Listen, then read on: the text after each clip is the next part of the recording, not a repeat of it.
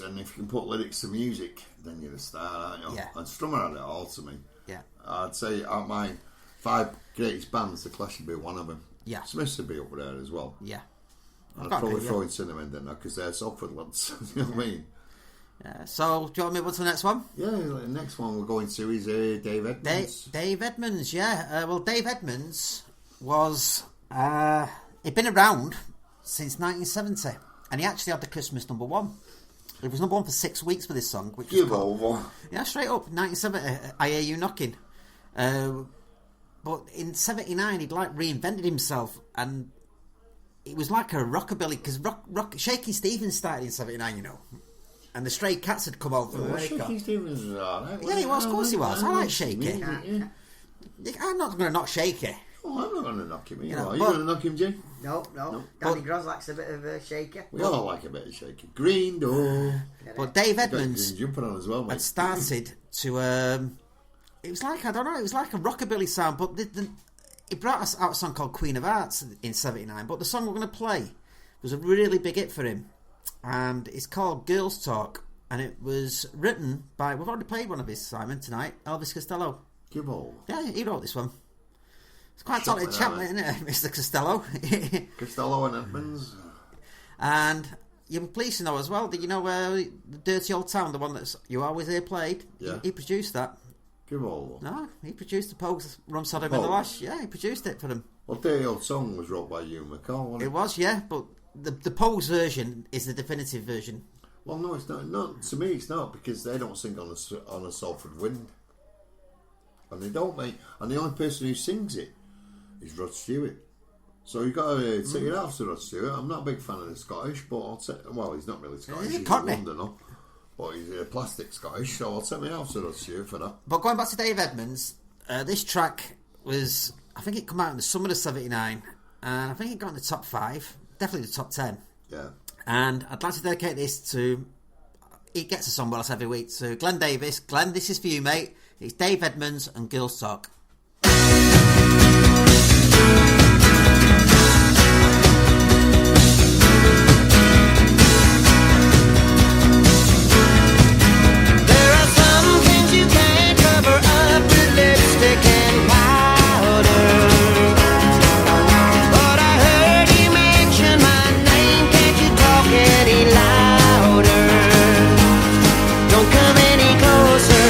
Come any nearer. My vision of you can't come any clearer. Oh, I just wanna hear girls talk. Got a loaded imagination, been fired by girls talk. It's a more or less situation inspired by girls talk. But I can't say the words you wanna hear. I suppose you're gonna have to play it right here and now. Girls talk and they wanna know how. Girls talk and they say it's not allowed. Girls talk if they say that it's so. Don't they think that I know by now? Like the word up on everyone's lips, think that you're dedicated. You may not be an old-fashioned girl, but you're gonna get dated. Was it really murder? Were you just pretending? Lately I have heard you are the living dead. Girls talk and they wanna know how. Girls talk and they say it's not allowed. Girls talk and they think they know how. Girls talk if they say that it's so. Don't they think that I know by now?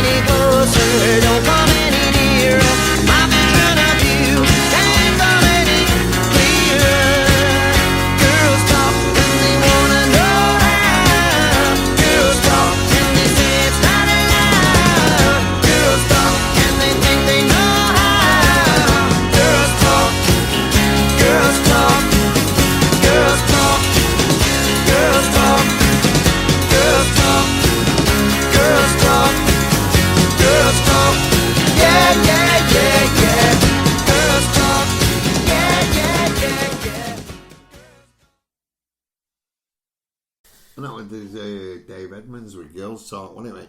Yeah. Great song. Classic, mate. Classic. Classic from 1979. And we've got another classic now, haven't we? Well, I've got an even better classic. In 1979, where did Salford finish in the league, Jay? They actually finished 4th that year. Fourth. Run it by me again. Salford actually finished 4th in the league. 79-80 season, Salford finished 4th. So if Jay and Lisa Carter are listening, they finished 4th in 1979. Finished 1 point above Leeds. Right. Who was relegated that year, mate? Wigan was relegated Because that year. that's what I was just about to say that, to be honest. Yeah. So They are facts, aren't they? Bradford Northern were champions. Well, Bradford started having a run, didn't they, during the 80s and the 90s. And they started building, didn't they? Well, where they got to world champions. they were still But Northern then, so... I think the way Salford are going at the moment, I think Salford will actually be world champions. Well, Because people don't like Marwan Kukash, right? He's a Marmite figure, isn't he? he Now, is. I know sometimes you have your dislike for him, don't you? Because he does promise so much and he does deliver so little on certain aspects. But when it comes to players on the park, he delivers. He does, yes, I'll give him that, but I just sometimes want to believe him. But More than you do, yeah, I get that. I really do get that. And when I was at the press conference on Monday night, I really did think that myself. Yeah, well, I think it was Dad Scholes who asked him at the end. Yes. What he's been to every one of his press conferences, same as I had, and what is going to be different now? And he sounded sincere and honest with his answer. But he always does. Yes, with some of his answers, with some of the questions, he sort of had a politician's answer to him. But I must admit, I thought he answered Darren's question with a bit of sincerity. Well, we'll give him till November. We'll see if he gets aboard, and we'll see if he gets a shop at the Lowry. Because if he doesn't deliver, Like I say, we've heard all that before. if he doesn't deliver, we will deliver. We at the Sounds of Salford will deliver. In one way or another, we'll deliver. Yeah. And let's get back to the show here, Noddy. Yeah. So, the next song, I remember buying this. I did. And when I bought it, it was one of the things that was all the rage in 1979 was different coloured vinyl. Vinyls, yeah. I was just going to say that. And this one, the previous single Squeezer brought out was called Cool for Cats. And it was. And that was brought out on Bright Pink. Now this one was the follow-up. And it was called Up the Junction. And it was on Lilac vinyl. Now the first song was sung by Chris Difford. Yeah. And this one was sung by Glenn Tilbrook. Now Squeeze are basically based around that Difford and Tilbrook writing partnership. And they also had a chap on keyboards. You probably know who that is, don't you? Jules Holland. Jules Holland, yep. And they were an amazing band. And they wrote some stunning lyrics. Well, at the time, in America, they said they was the new Beatles. One surprise. They never really quite smashed it in America, did they? No. And for me, I can never understand why. But this song, it's unique. It's a strange song this time because it's one of those songs that it hasn't got a chorus, which is very rare. And the title is only mentioned at the very, very end of the song. I can only think, off the top of my head, one other song that does that, which is Virginia Plain by Roxy Music, who we'll be playing later on. But this song is a all-time favourite of mine, and it's a very sad, poignant song. Just listen to the lyrics. It tells a story. It's Up the Junction by Squeeze.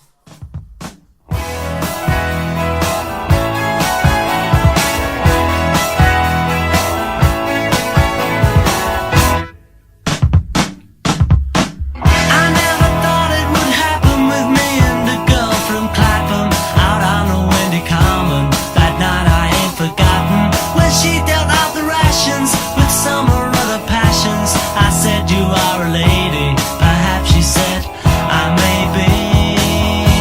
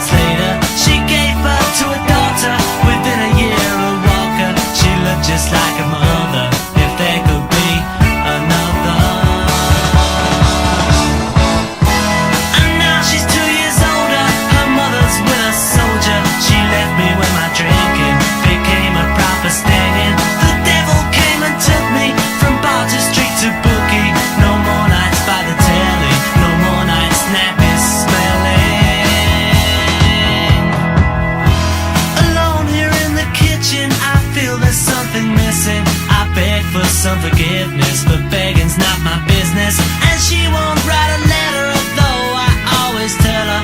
And so it's my assumption I'm really up the junction.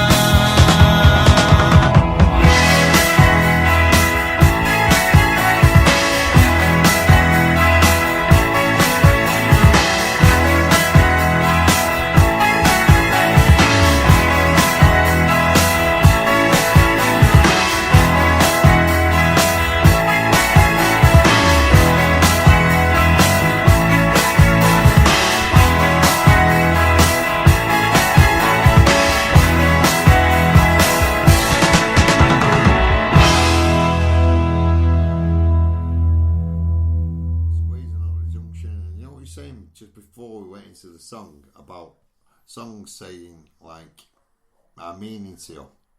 As soon as you said that, I thought Motown, because Motown does that. It tells a story in a song, and that's just told the story to me. Yeah, it's like I said, about being dumped. Yeah, it's moving, isn't it? At the end, and he's an alky at the end, and he's on his own, and life's just turned against him. So it's it's brilliant lyrics by Glenn Tilbrook. Yeah, but I think Chris Difford wrote the lyrics for that. I'm not 100% sure. I think it was Difford who wrote the lyrics, but it's just brilliant, absolutely brilliant. I like Labelled with Love as well, but then again, I like Squeeze as well. Yeah, well, Squeeze. I mean, Labelled Love came out 2 years later, and again, it tells a story of an old lady stuck on her own in a flat on her own, and she's reviewing her life, and she's obviously past it now, and she's past the best. And no one wants to know. And it's just absolutely tragic, how they can get right lyrics like that. It's very, very, very moving. Well, but it's great, though, isn't it? I think we'll pick the pace up a little bit now, eh? Right, okay, mate. Your show. The next band. What can I say about them? They started in 1968. Give over. Oh God, yeah. You kid me not. No. Their first appearance was Top of the Pops in 1968, and they were nothing like what they became. They were a psychedelic band. Frilly shirts, Regency frock coats. Yeah. There was loads of bands like that at the time. Pink Floyd were like that. Dave D, Dozy Beaky, Mick and Titch. They were all dressed the same. But Status Quo in the early 70s changed their appearance completely. And they kept it for the rest of their careers. And Jay just told me now that apparently Rick Parfitt has retired today, so it's a bit of a... poignant, isn't it? It is, yeah. That word, poignant, eh? That's a posh Langworthy word, that, isn't it? Did you go to Langworthy, don't you? I didn't, mate. Alton banked me, so... Oh, you posh kid.